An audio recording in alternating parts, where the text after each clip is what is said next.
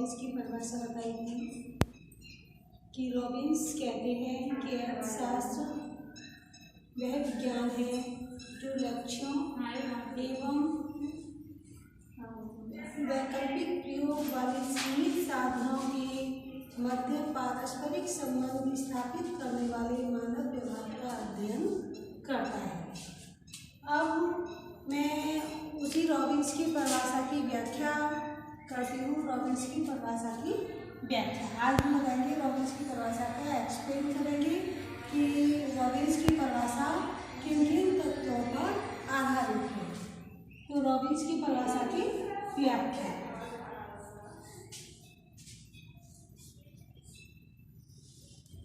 Robins की परिभाषा की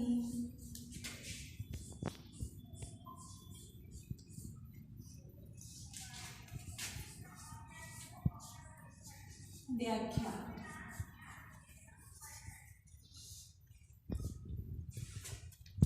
तो रॉबिन्स ने जो अपनी परिभाषा दी है वो परिभाषा उनकी 5 तत्वों पर आधारित है। वो 5 तत्व कौन कौन से हैं ये मैं आपको स्पष्ट करूँगी। जैसे रॉबिन्स की परिभाषा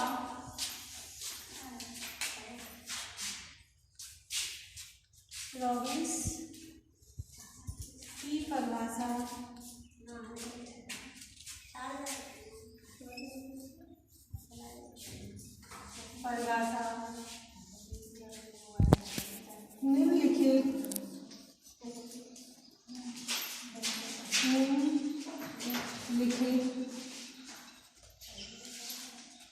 5 तत्वों पर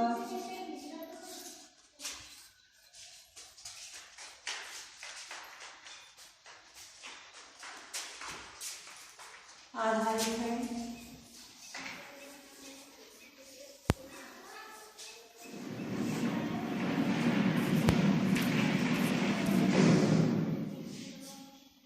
नंबर 1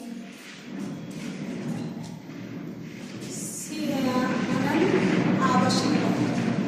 अनंत आवश्यकता या असीमित आवश्यकता।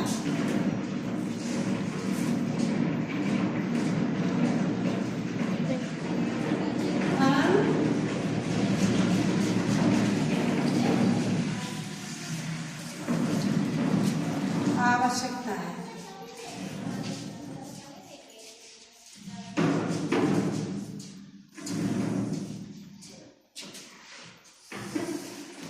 नंबर 1 अनंत आवश्यकता है।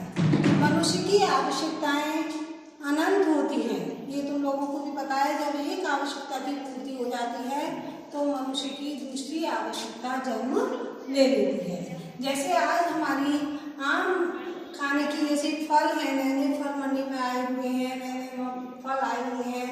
तो आज मैंगो आया हुआ है, इधर एक सेब आए हुए हैं, नहीं मतलब खरबूजा है, वाटरमेलन है, कई तरह के फल लेने आते हैं। तो सब पहले हम कहेंगे जो हमें सबसे अच्छा फल लगेगा पहले हम उसकी आवश्यकता की मांग करेंगे कि हमारे लिए अब आम लेके आओ। जब आम खाने की से तुम लोग तृप्त हो जाओगे तो फिर लगेगा कि अब तो तरबूजा आना चाहिए घर में, तो तरबूजा की भी इच्छा करोगे। तो फिर मतलब ये है कि तुम लोगों को एक आवश्यकता के बाद में प्रत्येक मनुष्य की यही व्यवहार होता है कि जब मनुष्य की एक आवश्यकता पूरी हो जाती है तो फिर उसकी दूसरी आवश्यकता जन्म ले लेती है। तो क्या है कि मनुष्य की आवश्यकताएं अनंत होती हैं, असीमित आवश्यकताएं होती हैं, उसकी कोई लिमिट नहीं होती। अब दूसरी तुम्हारा पॉइंट आता है सीमित साधन। सीमित साधन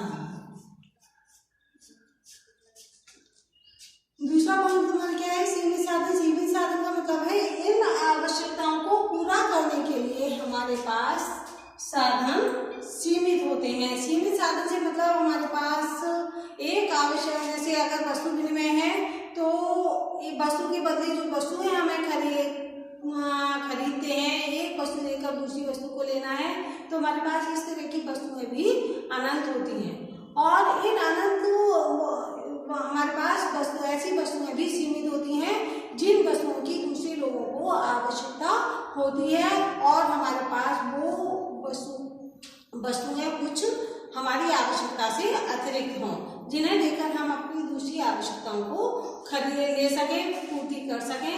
लेकिन ऐसी वस्तुएं हमारे पास सीमित होती हैं। लेकिन जब मुद्रा विनिमय होता है ना, तो मुद्रा विनिमय के अंतर्गत तुम्हारा अपनी आवश्यकताओं को पूरा करने के लिए किस वस्तु की मुद्रा की आवश्यकता होती है मुद्रा विनिमय के अंतर्गत। तो हमारे पास पैसा या धन या रुपया जो भी है वो इतना नहीं होता कि हम एक साथ सभी आवश्यकताओं को पूरा कर लें। इसीलिए हमारे पास साधन कैसे होते हैं, सीमित साधन होते हैं। अब तीसरा आता है तुम्हारी आवश्यकताओं की तीव्रता में अंतर। आवश्यकताओं की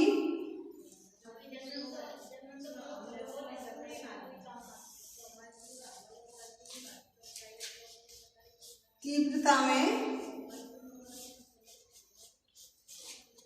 अंतर। इसका मतलब है आवश्यकताओं की तीव्रता में अंतर कि हमारी सभी जितनी भी आवश्यकताएं हैं उनमें भी उनकी जिनकी हमें बहुत अधिक आवश्यकता है इस समय, उनकी पूर्ति, उस आवश्यकता की पूर्ति करना कंपलसरी है। ऐसी आवश्यकता और जिसकी आवश्यकता कुछ ऐसी आवश्यकता होती हैं जिनकी अगर हम कल भी पूरा कर सकते हैं तो कोई विशेष परेशानी नहीं होगी, और कुछ आवश्यकताएं ऐसी होती हैं जो हमारी एक्स्ट्रा के लिए, केवल मन की संतुष्टि के लिए होती हैं, केवल जीवन में कोई ऐसा विशेष महत्व नहीं रखती हैं। मतलब जैसे कि अभी तुम्हारे यहाँ पापा बीमार भी हैं, उनके लिए दवा भी लेके आनी है, घर में आटा भी लेके आना है और सब्जी भी लेके आनी है और कुछ फल वगैरह भी लेके आने हैं, लेकिन तुम्हारे पास उसे पूरा करने के लिए साधन केवल रुपए सीमित हैं। अब ऐसे जैसे तुम्हारे पास रुपए केवल 500 रुपए हैं, तो आप तुम्हारी सबसे पहले कौन सी आवश्यकता को पूरा करना चाहोगे? कौन सी आवश्यकता सबसे पहले तुम्हारे लिए कंपलसरी है? सबसे पहले है पापा का इलाज कराना, जो कि पापा बीमार हैं।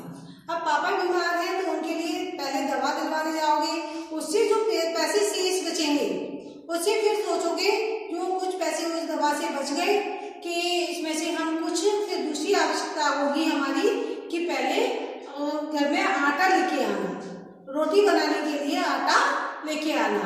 अगर सब्जी नहीं होगी तो कोई बात नहीं है, घर में अचार होगा उससे भी खाना खा लेंगे, दाल होगी दाल भी बना सकते हैं, उसकी सब्स्टिट्यूट काफ़ी होते हैं, उसके विकल्प होते हैं, लेकिन रोटी का कोई विकल्प नहीं होता। तो सबसे दूसरा फिर आता है तुम्हारा आटा लेके आना। फिर उसके बाद में तीसरा विकल्प होगा तुम्हारा, अगर पैसे फिर भी बच जाते हैं तुम्हारे पास तो फिर लेके आओगे तुम सब्जी, लेकिन अंतिम आवश्यकता होगी तुम्हारी फल लेके आने की, या कोई मिठाई या एक्सेट्रा जो भी तुम्हारी अन्य आवश्यकताएं होंगी वो हो सकती हैं। तो इनमें आवश्यकताओं को तुमने देखा कि आवश्यकताओं की तीव्रता में भी अंतर होता है कि हम पहले कौन सी आवश्यकता पूरी करें। तो इस तरह से तो तीसरा इसका जो परिभाषा हमारी आधारित है आवश्यकताओं की तीव्रता में अंतर पर आधारित है। फिर चौथा तुम्हारा आता है, चौथा तत्व है इसका कि चुनाव की समस्या। चुनाव की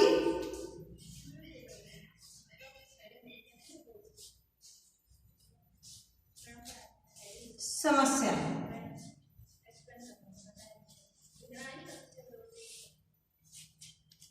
चुनाव की समस्या से मतलब है कि जब हमारी आवश्यकताएं अनंत होती हैं और हमारे पास साधन सीमित होते हैं तो हमें उनमें अपनी आवश्यकताओं में से जिन आवश्यकताओं को हम पूरा कर सकते हैं तीव्रता के आधार पर और अपनी मतलब उसके इम्पोर्टेंस के आधार पर जो आवश्यकताएं हमारी अधिक विशेष रूप से आज ही पूरा करने की होंगी, उन आवश्यकताओं में को फिर हमारे पास चुनाव की समस्या होती है। इनमें से हम कौन सी आवश्यकता को पहले पूरा करें, तो हमारे आगे ये चुनाव की समस्या आ जाती है। फिर हमारा पांचवा तत्व होता है आर्थिक समस्या। आर्थिक समस्या रॉबिन्स ने इस चुनाव की समस्या को ही आर्थिक समस्या कहा है कि हमारे पास कि हम पहले कौन सी आवश्यकता को पूरा करें, किस आवश्यकता को पूरा करें, कितने में पूरा करें, कि इस पर कितना बजट रखें, अपना कितना पैसा खर्च कर सकते हैं हम। तो इस तरह से ये बहुत सी बातें हैं। इन्हीं सब बातों को देखते हुए हमारी आर्थिक समस्याएं सामने आती हैं। तो ये रॉबिन्स की परिभाषा इन्हीं 5 तत्वों पर आधारित है। इसके बाद में इस परिभाषा की आलोचना प्रोफेसर D.K. मेहता ने की थी, जिसका कि हम तुम्हें अगली वीडियो में उल्लेख करेंगे। D.K. मेहता की परिभाषा की लास्ट D.K. मेहता और ये आती है विकास संबंधी परिभाषा और आवश्यकता विहीनता की परिभाषा। इन दोनों परिभाषाओं को हम अगली वीडियो में शॉर्ट रूप में संक्षेप में क्लियर कर देंगे, क्योंकि तुम्हारी मेन पूरा अर्थशास्त्र है वो आधारित है